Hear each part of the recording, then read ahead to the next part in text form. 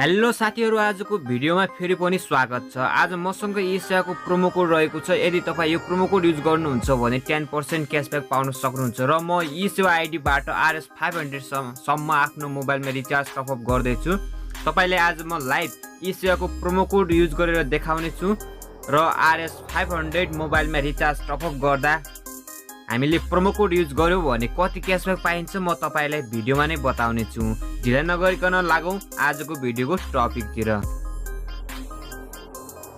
साथीहरु, म आफ्नो एसेवा एकाउन्टको होम स्क्रिनमा आइसकेको छु। तपाई माथि हेर्न सक्नुहुन्छ मेरो टोटल 1310 रुपैयाँ रहेको छ। 1310 बाट म आज 1000 रुपैयाँ म आफ्नो मोबाइलमा रिचार्ज टपअप गर्दै छु र म तपाईहरुलाई प्रोमो कोड युज गरेर पनि देखाउने छु। 1000 रुपैयाँ टपअप गर्दा कति हामी क्याशब्याक पाउन सक्छौं र कसरी आफ्नो प्रोमो कोड हेर्ने। तलतिर अफर भन्ने अप्सनमा गएर डे 7 प्रोमो कोड युज गर्छु। आज म योबाट 10% क्याशब्याक पाइन्छ। यो म कपी गरे। त्यसपछि टपअप भन्ने अप्सनमा जान्छु। टपअप भन्ने अप्सनमा गइसकेपछि एट फर्स्ट हामीले यता 10 डिजिटको नम्बर फिल गर्नुपर्ने हुन्छ। नमस्ते स्मार्ट जुनसुकै भए पनि एनसेल भए पनि। त्यसपछि 10 डिजिटको नम्बर राख्नु होला अनि 10 डिजिटको नम्बर राखिसकेपछि हामीले एमाउन्ट भर्नुपर्ने हुन्छ।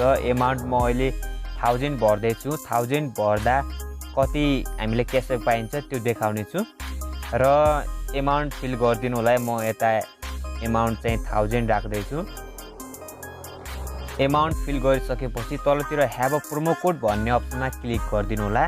जुन हामीले कपी गरेका थियौं प्रोमो कोड, त्यो प्रोमो कोड यता हामीले पेस्ट गर्नुपर्ने हुन्छ।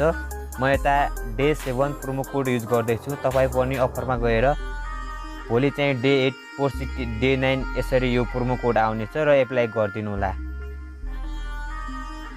साथीहरु, एप्लाई गरिसकेपछि यहाँ हेर्न सक्नुहुन्छ क्याशब्याक 50 मात्र आएको छ। हाम्रो चाहिँ 1000 को 10% भनेको 100 आउनु पर्ने हो। अब म साथीहरु 500 गरेर म टपअप गर्दै छु। यसरी मलाई 100 रुपैयाँ चाहिँ फाइदा हुनेछ। यसको लागि साथीहरु म फेरि टपअप भन्ने अप्सनमा जाने छु र यता म आफ्नो नम्बर राख्दै छु। म अब 1000 लाई हटाएर 500 राख्दै छु किनभने 1000 को 10% हामीलाई 100 रुपैयाँ पाउनु पर्ने हो तर 50 मात्र आयो। त्यही भएर 500 म टपअप गर्दै छु। अनि चाहिँ मैले यो प्रोमो कोड पनि युज गरिसकेको छु 500 टपअपको लागि र हेर्न सक्नुहुन्छ 500 मा पनि 50, 1000 मा पनि 50। यो प्रोमो कोड हामी एकचोटी मात्र प्रयोग गर्न सक्छौं, एक दिनमा एकचोटी मात्र र प्रोसिड गरिदिनु होला। यो चाहिँ 24 घण्टा भित्र हामी पाउने छौं र तपाईहरुले 3 मिनेट भित्र प्रोसिड गरिसक्नु पर्ने हुन्छ। त्यसपछि कन्फर्म गर्दै छु म। यहाँ चाहिँ 500 मैले टपअप गरिसके र अब कन्फर्म गरिसकेपछि हामीले चाहिँ आफ्नो एसेवाको एकाउन्टको पासवर्ड राख्यौं भने हाम्रो चाहिँ पेमेन्ट सक्सेसफुली हुनेछ।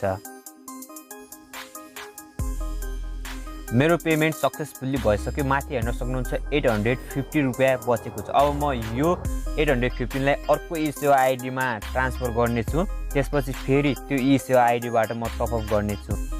केही समयपछि मैले आफ्नो दुईटै एसेवा आइडीमा क्याशब्याक पाइसकेको छु। एउटा एसेवा आइडीमा 58 भएको छ क्याशब्याक पाएर र अर्को एसेवा आइडीमा मेरो 315 रुपैयाँ थियो भने यहाँ चाहिँ मेरो 365 रुपैयाँ भइसकेको छ। मैले चाहिँ एसेवाबाट क्याशब्याक पाइसकेको छु।